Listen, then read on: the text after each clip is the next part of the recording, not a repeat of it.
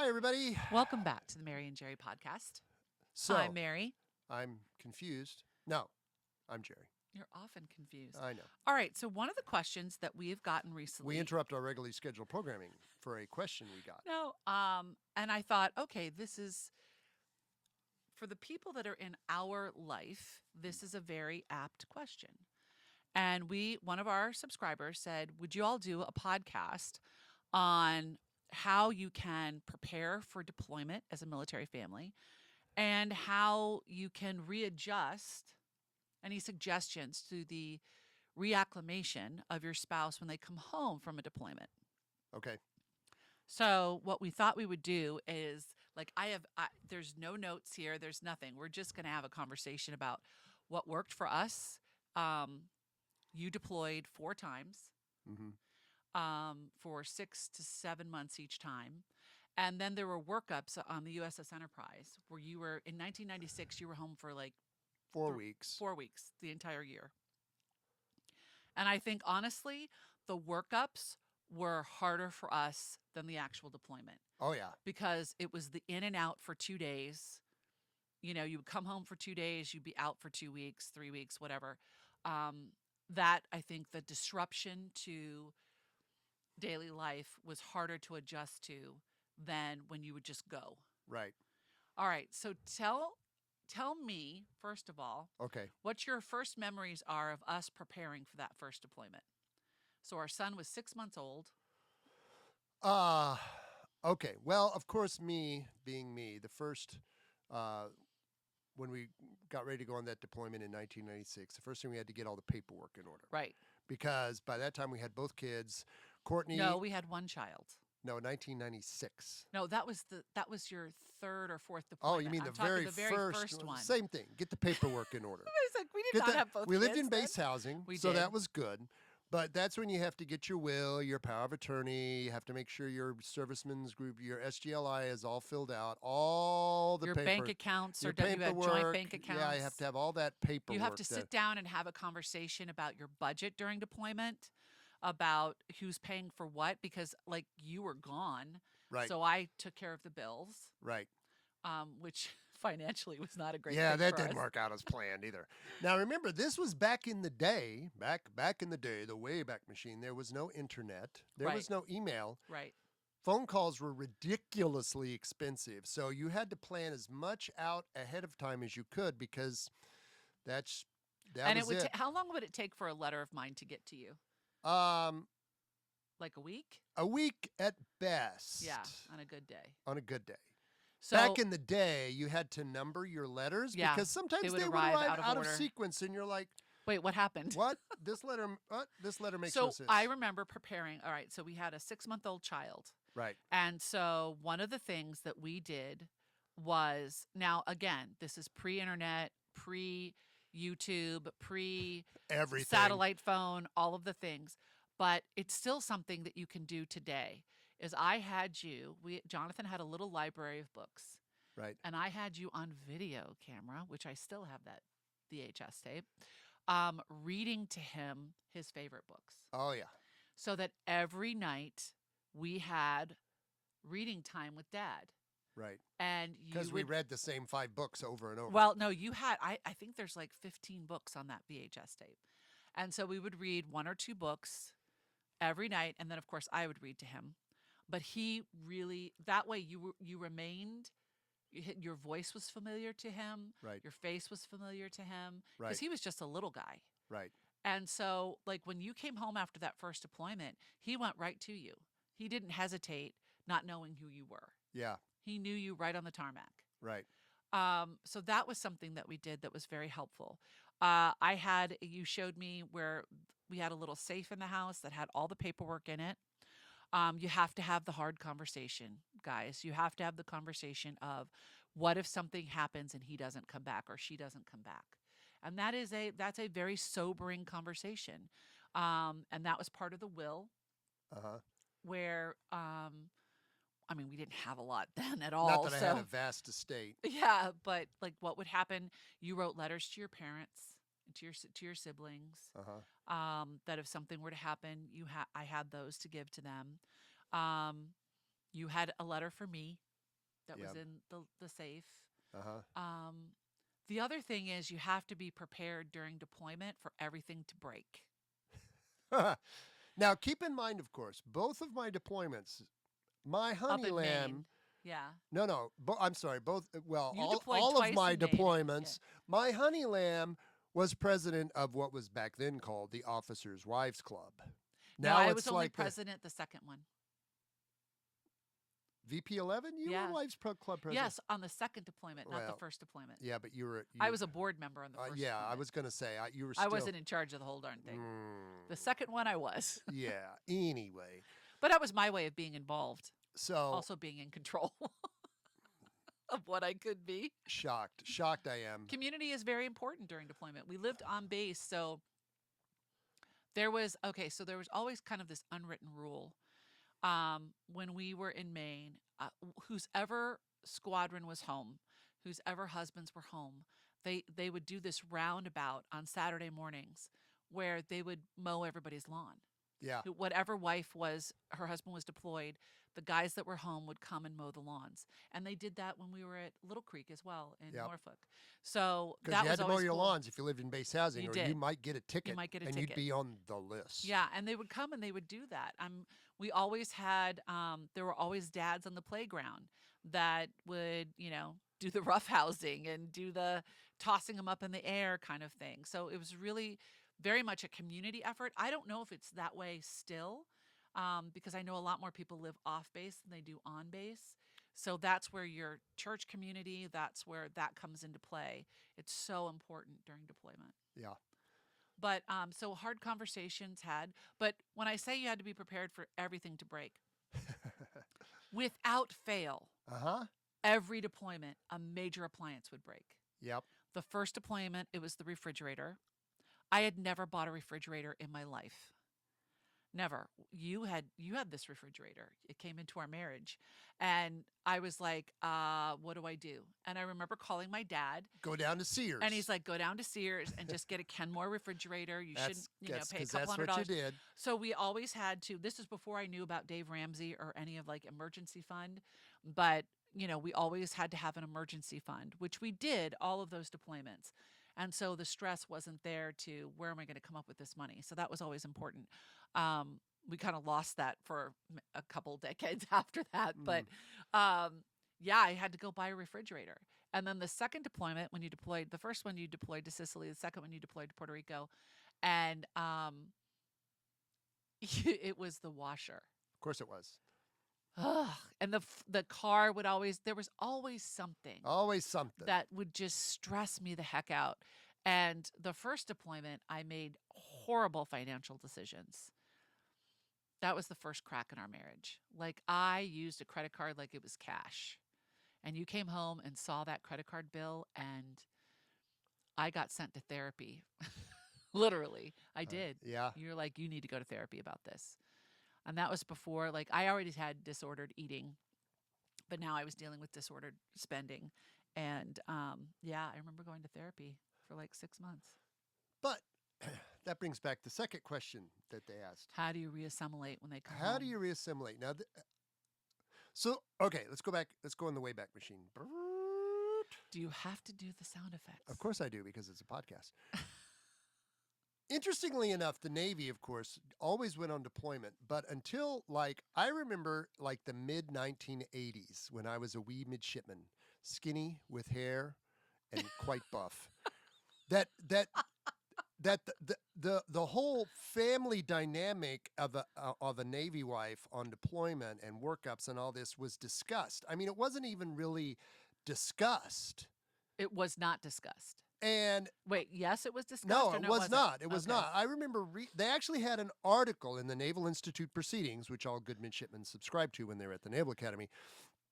And I read this article, and I'm like, wow, that's got to be tough. It was an article written by a Navy wife on what she's responsible for when about her husband's how gone. her experience was with deployment, right? Because as the wife, now that you're Or husband these days, it's spouse, both, whatever, right? Hmm. you're in charge of everything, right? You're taking care of the kids, you're doing lunches, you're doing the school projects, you're taking care of the house and the car All and the the broken sports appliance, and you're the Uber driver, and of course they didn't call it Uber driver back then. You just took the kids to practice, but you're doing all of that. And with zero support other than other wives and husbands that are in the same right, boat and with and you. and like we were, if you're relatively far away from your family, you don't have you might, hopefully you have the community of wives, but you may not necessarily have a family. So this was like a big deal when It's still a big deal, dear. no, but I mean it became a really big deal during Desert Storm Right. because you had Prolonged deployments. prolonged deployment, going to war for the first time since Vietnam, and it was the first time I think the Navy really sort of took into account that the home front had to be taken care of so that sailors could do what Could be at peace sailors and know that do. their families were okay. Right. So this was when they started doing, we did, what was it we called it? Family grams, right? Yes. So it was an opportunity for, communication and you would see what was the famous, the over the hump party, right? Yes. That you would always have. We would have this party that we would always have at the O Club or somewhere where enlisted and officers would be together, wives, and we would call it the over the hump. So it was halfway through deployment. You would have this kind of big barbecue, big party to kind of celebrate you were halfway there. And now I don't know if those things still happen, but that was a really great moment for us because we were like, yes, halfway there. But here's the thing, I was in charge of everything, which is a lot when maybe not so much today. I got to remember this was 30 plus years ago. Today, I think women work outside the home more than they did when I was a Navy wife. You had an equal split between those. I think today that work, take care of kids and work outside of the home or their home. We have many more that homeschool now than used to homeschool. So I think times are very different, but I think the emotions are very similar in that you felt like everything was on you.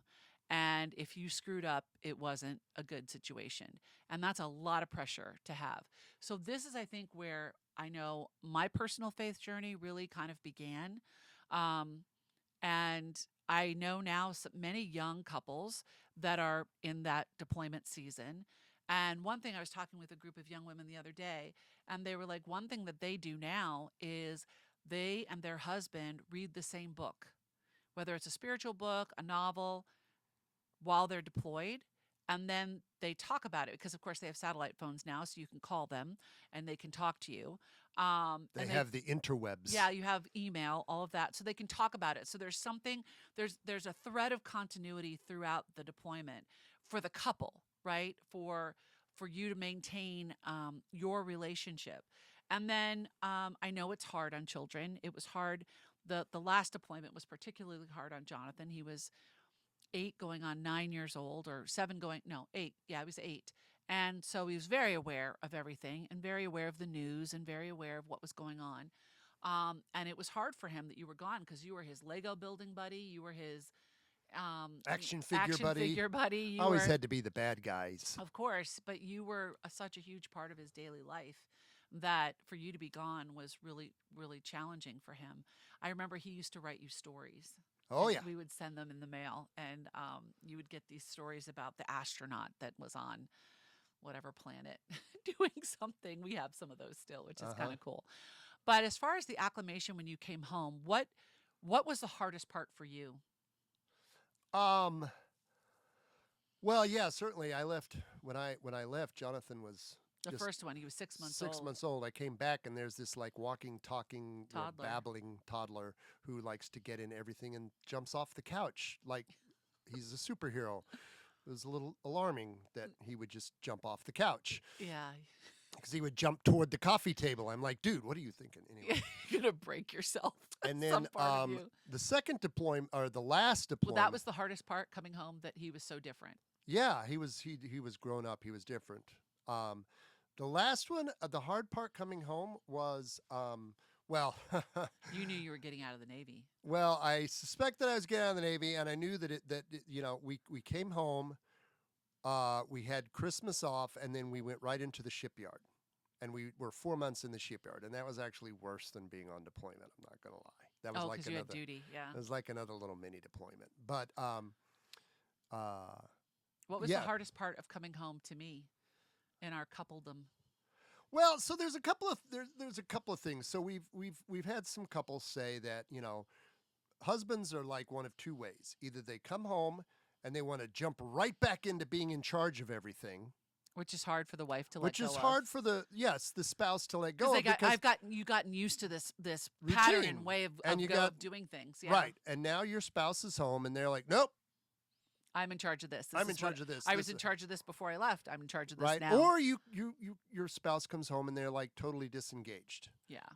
And they're and you're trying to get them back involved in their children, whatever, in the domestic life, and they're having a hard time transitioning from being on deployment. I think I was more the first than the second. You were always the first. I was always You walked in, had your hand out, and the checkbook was placed in your hand. You checked every statement, you checked every appliance. You were old school. I am Daddy now is home and back, in charge. and I am home and in charge. And that was challenging for me because I thought I had well, the first deployment was a disaster. The only thing I did well that deployment was I lost 60 pounds. So that was good. Stop. The second deployment, I was pregnant with Courtney and I just wanted you home. Like you had made it in time for Jonathan's birth and you were cutting it real close with Courtney's and you literally got home the day I went into labor. No, I got home before that. No, you didn't. You were home. Remember, we were playing cards that night. You had gotten in. Your parents were here to take care of Jonathan as I went to the preparing for the hospital. And at 2:00 in the morning, I always my water did have broke. good timing. Just Yeah. saying. I remember it like yesterday. And my water broke, and I thought I was getting ready to go into transition already on the steps, trying to leave the house at 2 in the morning. And you were taking a shower, and your mother was like, Jerry down Lenaburg, your wife is in labor. Get your butt down here. Like I knew it was going to be a long labor because Jonathan. it wasn't. She but was it wasn't. born 6 hours later. I know she was such a good Jonathan daughter. was 36 hours. Courtney, she gave her She mom knew what a her break. business was about. Yeah, she just did it. But yeah, that was hard for me to let go of those things. So we had to kind of negotiate that last deployment when you came home. Well, there were so many things happening at that last one because we were transitioning to your after Courtney. So that was your second one when Courtney was born. That was like the next 3 months were pretty much hell because she was born. We got our tubes tied 4 weeks later, and then she had her first seizure at 5 weeks, and then it was for the next 3 years that was So that was not enjoyable. Our marriage was pretty much disintegrating. So that was Not good. that has been our experience with couples when the spouse comes home from deployment. And you know what? Yeah, that's just what do you do about that? That's a good question. Well, I think for What do you think? for many of the women that I speak to, it's really important that you have communication, right? Talk about it. Talk about it ad nauseum. Figure it out. Figure out what your roles are when he's home. Like, what are your roles when he's home? Who takes care of what chores? We always have gone at it as a team, right? Like, we've talked about this before. Jerry and I negotiated when we got married who would do what chore. Jerry hates to dust with everything in his body and vacuum. So I dust and vacuum. Jerry washes dishes after dinner and cleans the bathrooms, right? Like a good naval midshipman. I still have post-traumatic bathroom syndrome from 6 brothers living in that house. So, but we knew that, like we had dissimulated the chores. Like he does the outside. I tried to mow the lawn one time. No. We're such a traditional family. No. I tried to mow the lawn one time. I was out there. I'm like, I'm mowing the lawn. Jerry comes out and he's like, what do you think you're doing? And I'm like, I'm mowing the lawn. And he's like, excuse me, ma'am. No, that is my job. Please remove your hands from the lawnmower. Go bake some bread or something. And some of you might be like, "Oh, I'm so insulted." Don't be insulted. I don't like to sweat anyways. It was fine with me. But I thought I was helping, right? And so we had a conversation that night and I'm like, "Okay, what do how do we want to break up these chores? And who's responsible for what financially, right? Like if I've got a side gig to help pay for summer vacation, which I didn't, it was to pay for Courtney's medicines, but like, who was going to do what? It's all about conversation and compromise. And when on deployment, he had certain expectations of me, I had certain expectations of him, and we had talked about it. The first one, we learned a lot. Right. We made a lot of mistakes. Yep. But after that, I think we got it down. And as far as it's really important, ladies and gentlemen, whoever spouse is deploying, that you be praying for them every single day. Like that needs to be the first prayer on your lips in the morning and the last prayer on your lips before you go to sleep. Because what they are willing to do and what you have signed up as their spouse to do is they are willing to give their life for this country. Whether they're a Marine on the ground charging in, they're in the Army, they're in the Navy, they're on an aircraft carrier, they're on a destroyer, they're in the Coast Guard, like they have agreed, and you, as their spouse, have agreed to this as well, that they may give their last full measure for this country. And so we have got to be covering them with prayer. And I would say the same for the one who is deployed. I Uh-huh. know that changed for you, especially that last deployment, where you would ask me, you would write, because we had email for the first time, and you'd be like, "How can I pray for you today?" And you weren't even Catholic then. Nope. Anything else you'd like to add, Jer? Um, uh, I'm thinking. I'm thinking. No, I think you got it. Really? I know. Shocking. I know. I haven't. Who do you think it was harder from when you came home? Was it harder for me or harder for you? Um.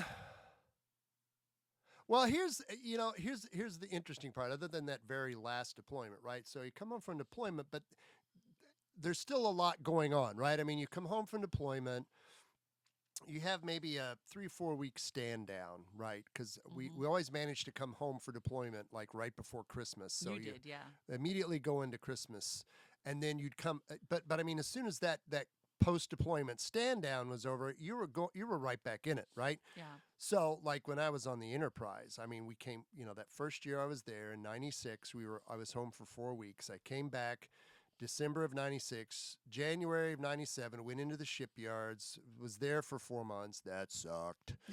Came We out of the know. shipyard and like immediately started doing For the workups. next deployment. And then we were gone because we were out doing stuff for like 3 months out, Yeah. and I'd been home here, air quotes, for like 6 months after the deployment, but then we were underway. And then, like Mary said, I agree with her. I think the hardest thing about that last year on the ship was that we were in and out all the time. We go out for 2 weeks, home for a week, out for 2 weeks, home for a week. And that was, I think, the hardest thing is you couldn't Well, get into a routine. yeah. Like when you're gone on deployment, as painful as it may be, you get into a routine. Yeah. You get into, if you're the spouse at home, where the kids, soccer practice, band practice, Cub Scouts, whatever, getting them to school, getting them to activities, taking care of the house, all the things that you do, you get into a routine. And then your spouse comes home and they're And it's home. really exciting for It's 72 very hours. exciting for 72 hours. And then it's like, okay, now where are we? But then you Are don't we? really get settled because you already know that your spouse is going back out the end of the following week, right? That was very hard, I think, for us that last year, was that we was just in and out all the time. Um, so I think trying to, however you can, the best you can, keep that routine going, even if your spouse is in and out all the time. And of course, every service has different deployment schedules. I mean, it was What about the kids? How would you encourage families today that have small children. Even like think of the families that were in the squadron and on the Enterprise that had high schoolers that were like graduating during deployment. Yeah, that was tough. I mean, so our first our squadron tour, just about everybody had little kids. Yeah. Well, the company officers had I mean, maybe older the kids, yeah, the department heads maybe had older kids, but for the most part, our contemporaries all had smaller And there were kids. birthdays that happened during Yep, deployment. There were anniversaries. that's when your community Right. kind of really stepped into that space of family. And I remember really specifically when you were in the squadron, that there was a day where they said pre-order the flowers for your spouse's birthday and for your anniversary if you're going to be gone during those. Like they brought in the forms from the exchange florist, and you could fill them out and pay for them right then so that flowers would come. Now, y'all know my husband. Do you think that happened? I refuse to answer on the grounds that it may incriminate me. Many of the other spouses got flowers, Flowers are a waste of time but anyway. You spend $100 on a bouquet, sweetheart, and it's just going to die. it's not it's not about you. It's about the person you're giving the gift to. I mean, you could invest that money No. and make 5%. I turned 30 when he was aboard the USS Enterprise and he was gone for my birthday. He was deployed. I turned 30. And flowers came that day. 30 pink long stem roses. That's right. Do you know who they were from? Your parents. My dad. He covered me. He was my wingman. No, he was not. Thanks, Dad. Better man than you at that moment. Well, yeah. Sorry, not going to feel bad. Oh, I know. I know. Not going to feel bad about lost opportunities to waste money on flowers. You're Nope. darn lucky I love you so much. Yeah. And that no. you have other fine qualities. Rrr. Stop. That is not what I was Oh, talking I about. assumed that. Anyway. You always assume that. What does assuming do, Jerry? Yeah. Uh-huh. So deployments, they're not very. Actually, I will say, in all honesty, deployments are they're better and they're worse now. Like we just saw the news stories of the Gerald Ford that was out for 330 days. That is insane. And back in the day, That didn't happen. Well, in Vietnam it did. I mean, during active wartime right? it did. In Vietnam, they did that. So when I came in the Navy, these many years ago, one of the things that the Navy said they would do, and they did up until 1990, was you were a very strict 6-month deployment cycle, right? And you would be home for a year after. Right. Before you So you would be again. deployed for 6 months, home for a year. That doesn't mean you weren't going out and doing stuff, but you were home, air quotes, and then you would deploy again. And it was a very set structure. That kind of went out the window a little bit during Desert Storm because you went over there and you frickin' stayed until the war was over. But then after that, again, up until 9/11, same deal. Right now, after 9/11, yeah, that all went out the window again, and you. They still try to adhere to it, But as they best try they to can. keep it But reasonable. The Ford deployment was just nuts. I mean, well, it's all about timing. yeah. Yeah, you don't want to be the only carrier in the area because you ain't leaving. Yep. But so I think We thank those families for their service. in a certain and what they gave sense, up. there's a lot more uncertainty about deployment schedules these days than there Mhm. was. Now, I will say also these days you have a lot more communications means, Mhm. which can help a little bit depending on where you are and what your circumstances are, right? Well, remember, communication can be positive and it can be negative. So, yeah. I tried to always, when I would write you letters, I tried to always stay on the positive side. And if there was a problem, I would usually wait a letter until I had solved the problem to say, hey, this problem happened. The washing machine broke, but we've got a But brand we've new got one. a brand new one, and this is what I got, and this is what it's cost, and we're all good, and it's all, Yeah. we have clean underwear again. Yay, us. Like I would try because that mental and emotional load that both of us were carrying was pretty darn heavy when you were gone. Right. And, you carry a very different one than I carried, but they were equally challenging. And I think you recognizing, like you would come home and you'd be like, I'm really proud of you. You did amazing. And, the first deployment, I didn't hear that a lot because I didn't do amazing. But well, actually, I take that back. You were very proud of me for making it through. You questioned some of my financial decisions. Yeah. I mean, um, yeah. So hopefully this has been helpful to those of you that are still on active duty service and are still deploying.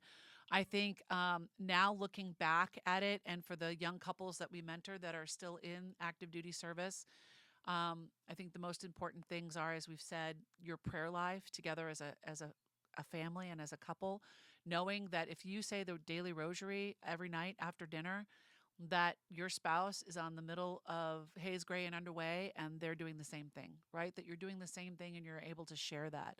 Like we know that dad said his rosary or mom said her rosary tonight, and we're saying it now too.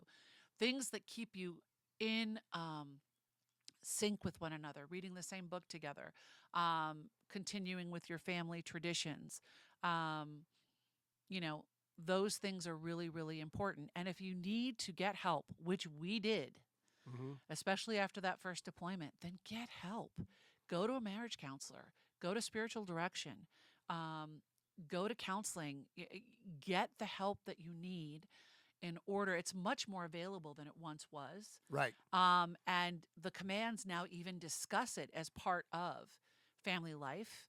So help is there for you to get. So go get it. You know, um, don't let something fester. Don't let it become a bigger problem than it needs to be. Go and get the help that you need. So, Okay. thank you to all of you that are an active duty service. We thank you and your families for all that you do for us to keep our country free and to allow us to live the life that we have. And know that we pray for you daily, and we are very proud to be former Navy family. Yes. Wow. I'm just agreeing with you. Well Such said. a rarity. I know. Don't All get right. used to it. So we cannot end a podcast without the not so newlywed game. So, my dear, what was the last fear you overcame and how did you do it?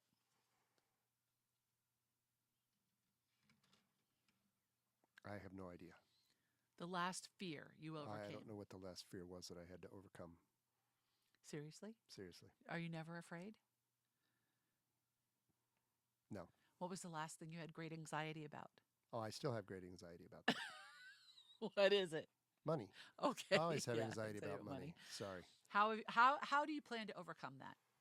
It's Prayer. called trust in the Lord Trust in the Lord and His provision, and His provision. daily prayer. Daily prayer. So help us God. Maybe you and your spouse have talked about this a little bit. A little bit. Okay, what is something you do when no one is home?